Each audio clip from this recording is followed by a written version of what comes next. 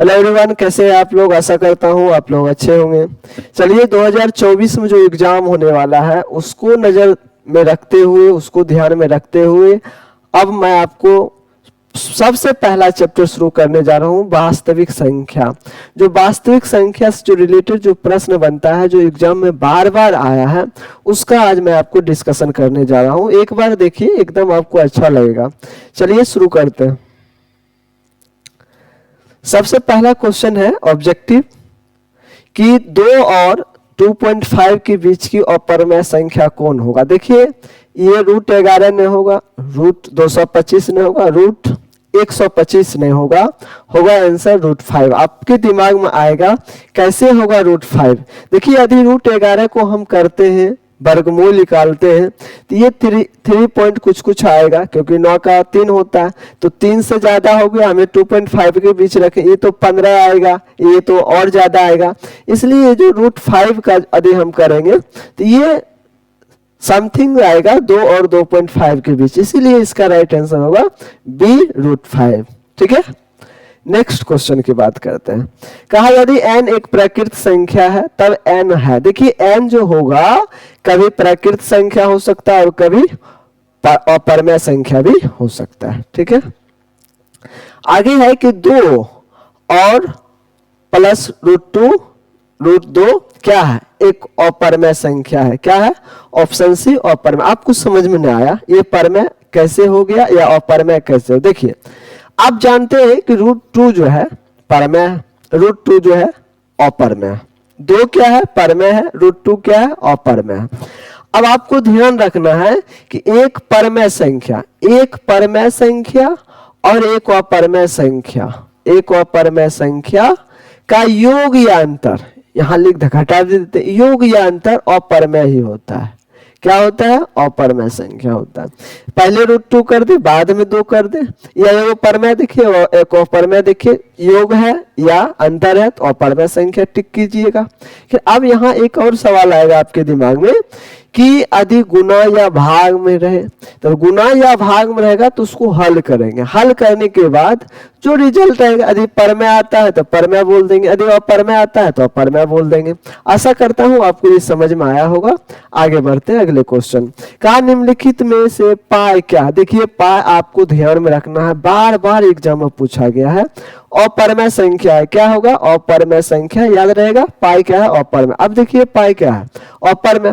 पाई का डिफिनेशन देखिए, पाई बराबर होता है c/d होता है, c/d। अब c क्या है, d क्या है, ये जानना। तो c जो है वृत्त का परिधि है, वृत्त का क्या है, वृत्त की परिधि है। अब d क्या है, d जो है वृत्त की व्यास है, वृत्त की व्यास है।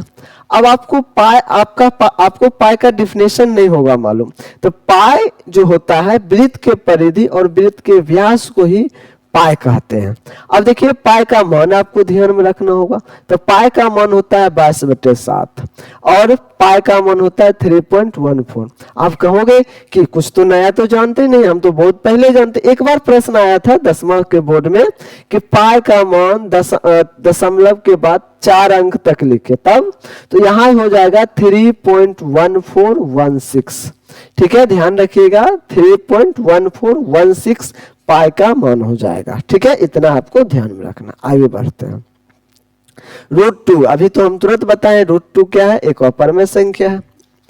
आगे बढ़िए, आगे है कि 0.1212121 इस तरह से चलते जा रहा है। ये परमेय है कि अपरमेय। देखिए, ये जो होगा अपरमेय होगा। यदि ये लास्ट हो जाता, कहीं खत्म हो जाता, तब ये हो जाता परमेय। यदि बढ़ते जा रहा है 1.21 इसी तरह से, तो ये अपरमेय हो जाएगा। नेक्स्ट है 2 या 2 से अधिक अभाज्य संख्याओं का मौसा क्या होगा। अब देखिए, आपको अभाज्य संख्या पता होना चाहिए। अभाज्य संख्या क्या होता है, अभाज्य संख्या होता है जिसका केवल 2 फैक्टर हो। अभाज्य संख्या क्या होता है, अभाज्य संख्या क्या होता है, अभाज्य संख्या क्या होता है, जिसका केवल 2 फैक्टर हो। अब 2 फैक्टर का मतलब हुआ कि जो स्वयं से कटे और 1 से कटे, उसी को अभाज्य कहेंगे। जैसे 5 हो गया, 7 हो गया या 11 हो गया, ये सब अभाज्य संख्या। अब देखिए, 5 यदि फैक्टर करे तो 5 से कटेगा, 1 से कटेगा, 7 करे तो 7 से कटेगा, 1 से कटेगा, 11 की 11 से कटेगा, 1 से कटेगा। यही तो इसका 2 ही फैक्टर है इसका। तो यहाँ देखिए सब में 1 1 है, कॉमन सब में 1 है, तो अभाज्य संख्या का जो कॉमन होता है 1 होता है, इसलिए 2 अभाज्य संख्या का मौसा जो होगा 1 होगा, इसीलिए इसका राइट आंसर हो जाएगा ए। ठीक है। नेक्स्ट है कि 2 परमेय संख्याओं के बीच अधिकतम कितनी परमेय संख्या होगा। एकदम वीवीआई है क्वेश्चन।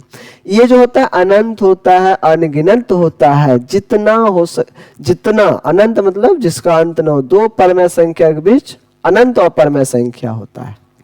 ठीक है। आगे है कि प्रत्येक धनात्मक विषम पूर्णांक निम्न में से किस रूप का होता है। एकदम इंपॉर्टेंट क्वेश्चन। देखिए 2q प्लस 1 के रूप में होता है। यदि सम कहता तो 2q प्लस 2 के रूप में होता।